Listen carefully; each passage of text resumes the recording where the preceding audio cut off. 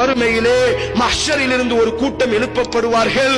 அவர்கள் எழுந்து வரும் பொழுது அவர்களினுடைய மர்ம உறுப்பிலிருந்து ரீஹன் ஹபீஸா ஒரு துர்நாற்றம் வீச ஆரம்பிக்கும். மக்கள் எல்லாம் விரண்டு ஓடுவார்கள். மக்கள் எல்லாம் நாலாபுறங்களிலும் பதற ஆரம்பிப்பார்கள்.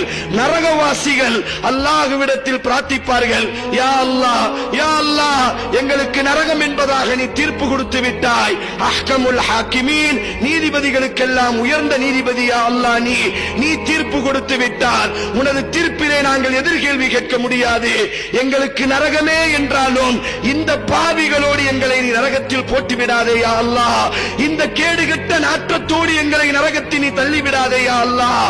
அவர்களையும் எங்களையும் நீ பிரித்து விடு யா அல்லாஹ் என்று நரகவாசிகள் புலம்பக்கூடிய நாள் அந்த நாள். நபித்தோழர்கள் கேட்டார்கள், யார் யா ரசூலல்லாஹ், நாளைக்கு மறுமையிலே மக்கள் எல்லாம் இவர்கள் எழுந்து வரும் பொழுது நாலாபுறங்களிலும் ஓட ஆரம்பிப்பார்கள்.